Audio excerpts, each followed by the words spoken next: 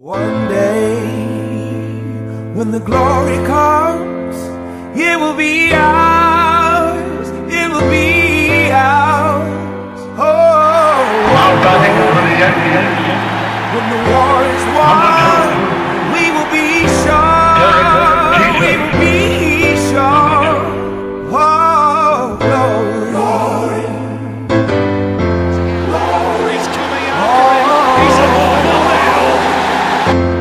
He gets it done again. He did it. He did it. Hands to the heavens, no man knows Second straight formed against, yes, glory is destined. Everyday women and men become legends. Says the bird.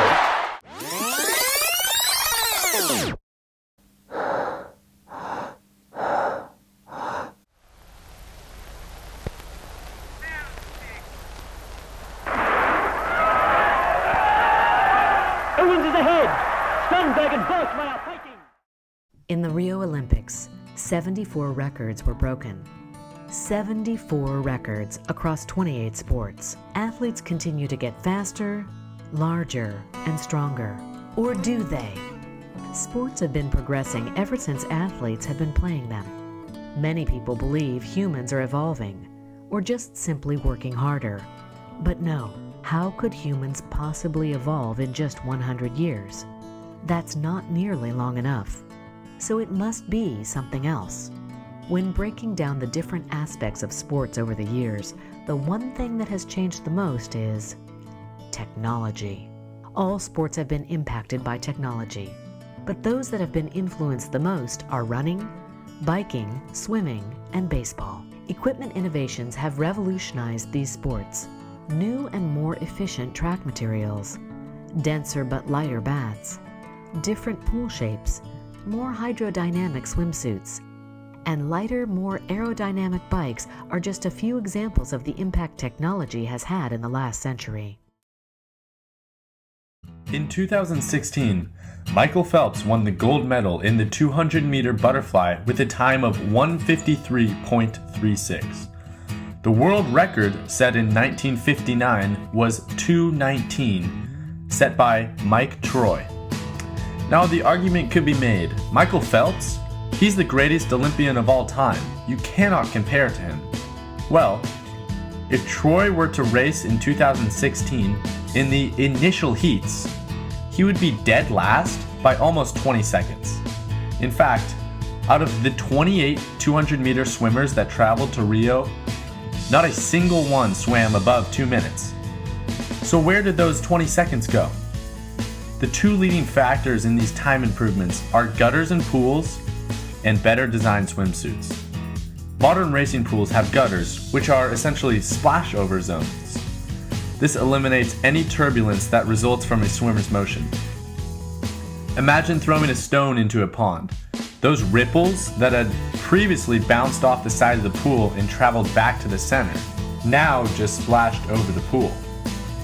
This created absolutely no ricochet coming from the side of the pool, making the athlete slower.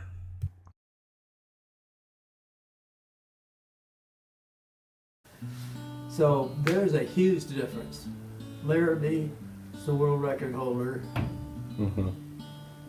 He, 10 years after he ran in 54, 10 years later, he wins the Olympics in Tokyo. That's technology. Yeah. I mean, no matter how you look at it, he wasn't running in leather Wilsons. They introduced a shoe that I put on just for the UCLA. The first meet had UCLA and USC in a relay carnival. And I put on this new shoe called Nike, or one of these new light. And I got the biggest recognition of my life how I ran that Saturday. Really? I was nominated with 2 Olympians for Track Athlete of the Week in Los Angeles, Southern California. But those Wilsons had long spikes. What I was getting up for is I have a picture in there of finishing a half mile, and God, the spikes.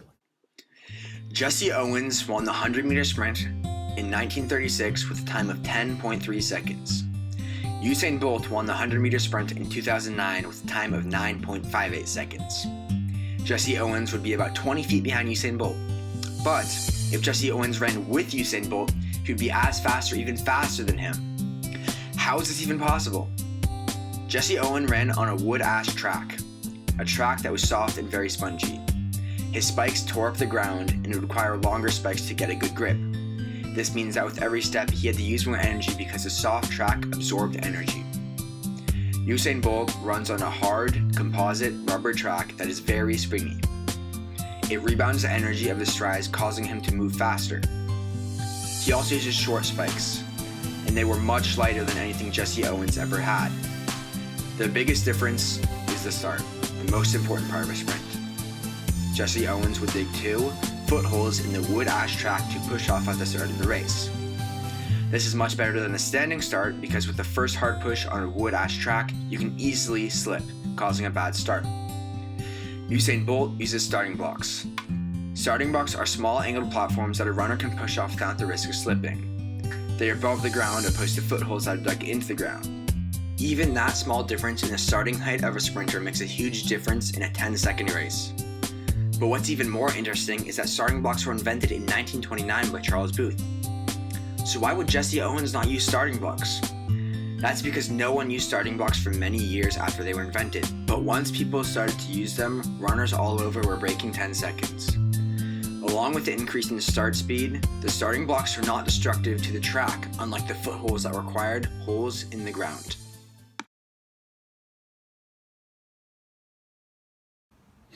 What is the biggest change in equipment that you have noticed, and how has that impacted the game? Probably the bats are very, very different.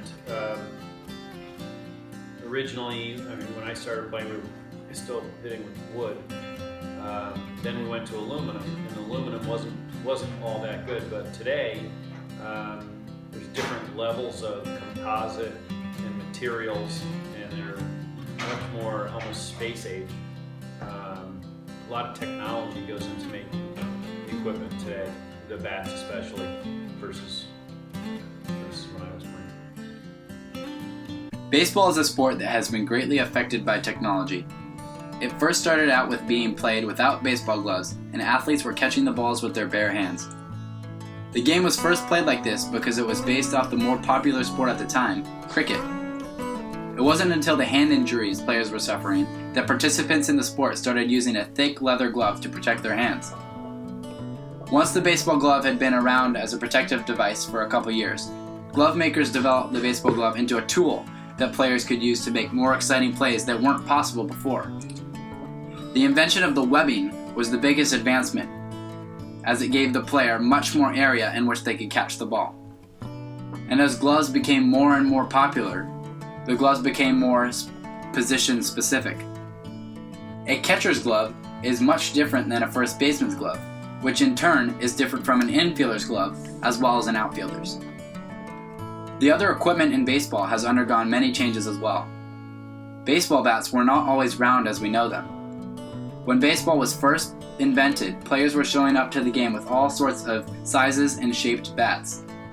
However, it was soon noticed that players were having the most success with solid hits with round bats. And after the round bat was a custom in the league, a rule was put in place that the bats had to be within 40 inches and at most have a 2.5-inch diameter. As the years passed, woodmakers perfected their craft and created better bats with better wood, and having the best weight and shape for the players to have the greatest results. Another advancement in bats was not at the professional level, but for amateurs. This was the invention of the metal bat, which became increasingly popular in the 1960s and 70s. The metal bat gives the players who are not professionals the ability to swing a lighter one, quicker, and have greater results than they would with a wooden bat. And that is not all that has been changed. The baseballs themselves were not made to perfection like they are today. Every Major League Baseball is exactly 5 ounces and has 108 stitches. This perfection has allowed players to train correctly in order to move the ball faster.